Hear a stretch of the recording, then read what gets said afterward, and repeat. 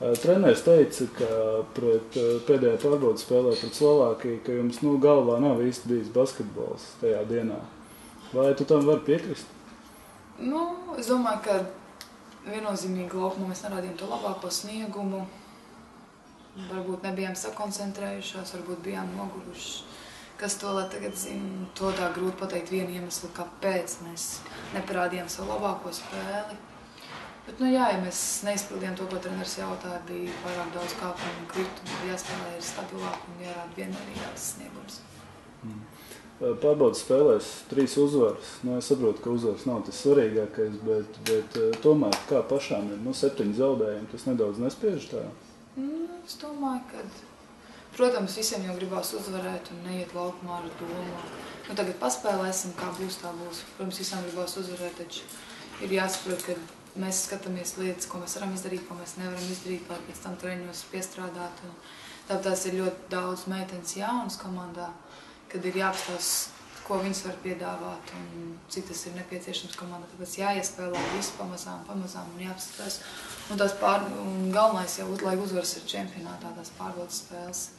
Protams, tas ir emocionāls pacēlums, ja tu vini visas 7 spēles, bet tikpat labi tu vari tādā eiforijā aizbraukt uz čempionātu un čempionāts ir čempionāts. Kas pašlaik varbūt pašas un treneris visvairāk uztrauc, pie kā gribat pēdējā nedēļā vēl piestrādāt? Es domāju, ka jātiek galā pašām ar sevi un jākoncentrējās un jāsaprot to, ka jābeidz runāt un jāsāk darīt ir. Un kad jārāda stabilāks sniegums un jāizdara visu to, ko treneris jautā, nevis pašām uz savu galvu un jābūt komandai. Jābūt saliedētai komandai, gan aizsardzībā, gan uzbrukumā. Kā jums ar to pozicionālo uzbrukumu ir? No malas tā izskatās, ka tas tāds klupšanas akmens pagaidām pamatīgs. Ātrijos jūs mākat aizskriet, par to nav šaubu. Es domāju, ka basketbolā viss ir saistīts. Sākumā ir aizsardzība, un ja ir laba aizsardzība, tad ir arī labs uzbrukums. Tad nāk vieglie punkti, nāk arī pozicionālais uzbrukums, jo mēs esam nokausējuši pretinieks, un līdz ar to viņiem grūtāk spēlēt aizsardzībā, un tāpēc arī vieglāk izspēlēt kombinācijas. Es domāju, ka viss ir saistīts. Es nevaru teikt tā, ka mums tagad aizsardzība ir laba un uzbrukums slikts vai otrādāk. Vai pat esi atradusi vietu savu laukumā? Teiksim, es domāju, 3., 4. numurs, kur tu pati jūties ērtāk, kur tu Francijā spēlēji?